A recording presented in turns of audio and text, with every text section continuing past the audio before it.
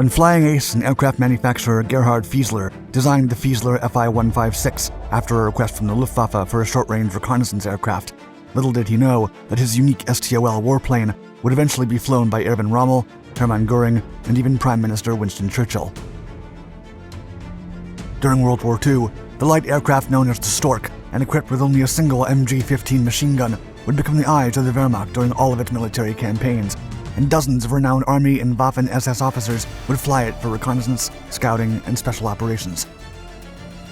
For all its humble beginnings and accomplishments in combat, the versatile Storch would eventually earn legendary status after it took part in one of history's most daring special operations, one that involved rescuing a captured dictator from the hands of the Allies.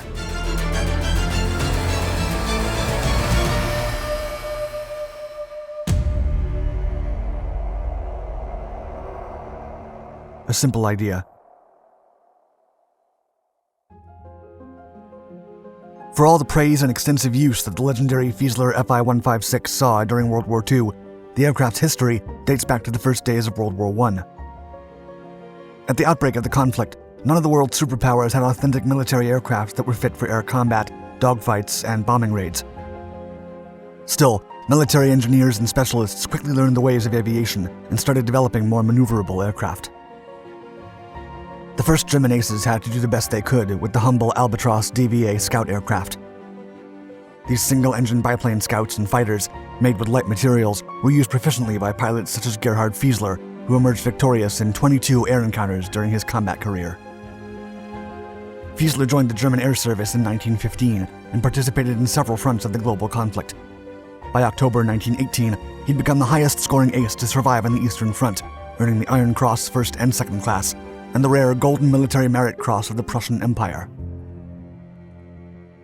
During the post-war, Fieseler made a living out of a print shop, but still kept flying within the severe limits that the Treaty of Versailles imposed on Germany. He would then become a prominent flight instructor in the aeronautical firm Rob Katzenstein Flugzeugwerke at Kassel-Bettenhausen, and was known as the Tiger for his astonishing flying techniques, which only kept getting better until he became a renowned stunt pilot. During his time in the company, Fieseler also designed his own stunt plane, the Fieseler F1 or RK-26 Tigerschwalbe, which he sold to a Swedish company. The veteran pilot was suddenly earning a steady amount of money from his stunts, and by the late 1920s, he'd bought a sailplane company to start producing engine-powered aircraft after Rob Katzenstein went bankrupt. Fieseler renamed the company Fieseler Flugzeugbau and began developing his own sports planes. Then in 1934, he won the inaugural World Aerobatic Championship in Paris and was awarded an 800,000 Reichsmark prize. The entrepreneur aviator invested the money in his company, and by the time the National Socialist Party had risen to power under the rule of Adolf Hitler, his company was ready to supply aircraft to Germany's new air force, the Luftwaffe. The Storch. Hermann Wilhelm Göring, a renowned German ace pilot like Fieseler, was appointed Minister of Aviation in 1933. Then, after laying the foundation for the country's air force, the new Reich Luftwaffe Ministry was announced in 1935. Although the creation was a direct contravention to the Treaty of Versailles, Göring and Hitler were committed to spend as much as was necessary to make the Luftwaffe a worthy adversary against the British Royal Air Force. In early 1935, the Luftwaffe announced a bid requesting a light aircraft to fulfill multiple roles, including liaison, observation platforms for directing artillery and troop movements, urgent medical casualty planes, and even assault platforms for special operations groups. Most importantly, the aircraft had to have a short takeoff and landing capability that could take it to the skies without the need for long runways or a stable field. In other words, the aircraft had to be tough enough to take off and land on different types of terrain. At the time, Fieseler was working on an aircraft with civilian and military usage. It was simply named the Fieseler Fi 156, or Storch, and its creator thought it could win the bid. Other than Fieseler, two aircraft firms also submitted designs. Messerschmitt submitted the Bf-163 and Siebel the Si-201. In their book, German Aircraft of the Second World War, authors Anthony L. and J.R. Smith wrote, quote, "The Messerschmitt Bf-163, of which only one prototype was completed, was similar to the Fi 156, but the Siebel Si-201 was a strange design with a box-like forward fuselage and a shoulder wing, above and behind which was mounted a pusher engine and a slim boom to carry the conventional tail surfaces. Two prototypes of the Si-201 were eventually built, but the Fi-156 ultimately prevailed due to its low cost and how quickly it could be made. Fieseler's design was also chosen because it had the best short takeoff and landing, or STOL, capabilities, precisely what the German Air Ministry was looking for.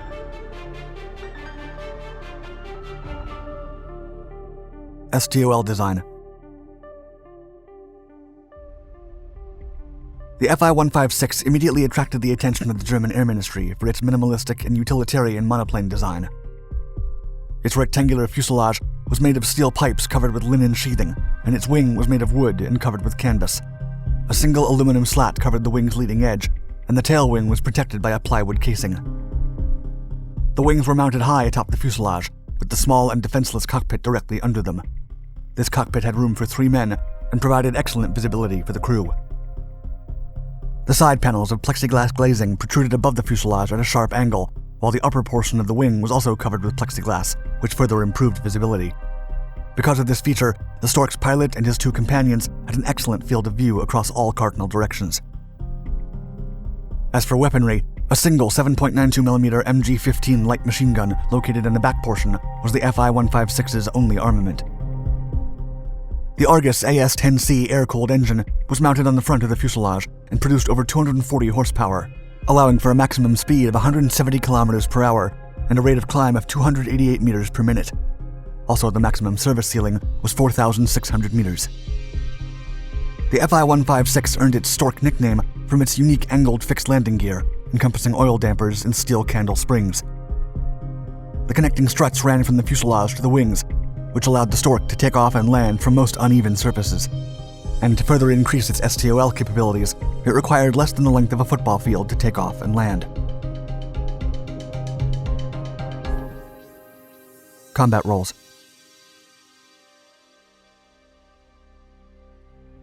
The first Storch appearance was in 1937, during the annual fall maneuvers of the German army held at Mecklenburg. Benito Mussolini and his minister, Count Galeazzo Ciano, were among the guests of honor who first witnessed the reliability of the light aircraft.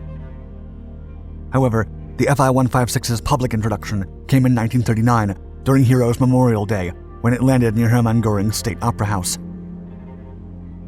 From 1937 to 1945, over 2,900 Fi-156s would be produced at different factories, including in the Soviet Union, France, and Romania. The Storch was then deployed to all German theaters of World War II and received numerous variants for different roles. The basic variant was used for scouting and analyzing the battlefield. Many generals, including Erwin Rommel himself, used Storchs to study terrains, coordinate troops, and direct artillery strikes against the enemy. During the 1940 Western Campaign, Hitler's personal pilot, Hans Bauer, kept flying Storchs with field commanders to gain the latest intelligence about the Wehrmacht's advance and return information to Hitler's secret headquarters. Fi-156s were also used to land shock troops during the dashing campaigns of Luxembourg, Holland, and Belgium to take over key bridges and river crossings. More importantly, some were used to land stormtroopers and paratroopers to capture the legendary fortress of Eben Emael. Some Fi-156s were fitted with additional cargo space to carry a wounded man for immediate medical evacuation and were to be used for critical German officers or enemy VIPs. The aircraft acquired such a reputation that by 1943, the Allied forces began using about 50 seized Storchs. Churchill himself went aboard a Storch after the invasion of Normandy to watch over his troops and wish them a successful campaign liberating France. Nonetheless, the Storch earned its rightful place in history after the incredible rescue mission ordered by Hitler to rescue his friend, Italian dictator Benito Mussolini. Legacy.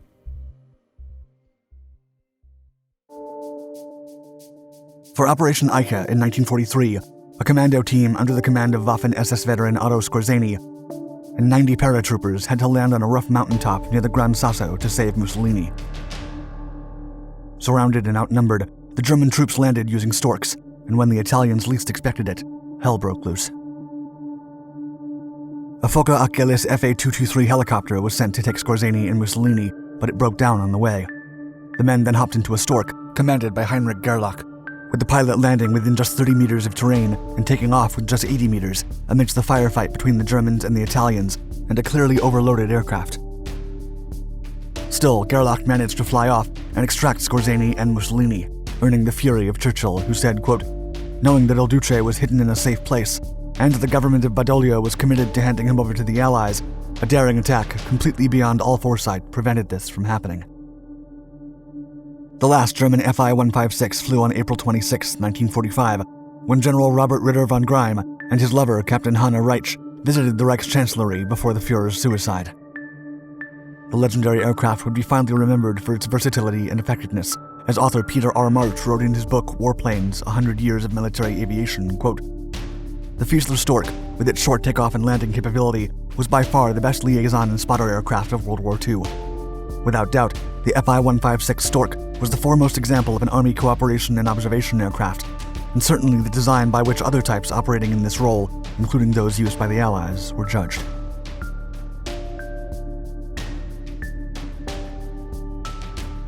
Thank you for watching our video. Please like and subscribe to our Dark Documentaries channels to find more exciting historical content. And let us know in the comments below what you think of the Storch's role in the two world wars. Also, don't forget to hit the bell icon to be notified of our newest videos. Stay tuned.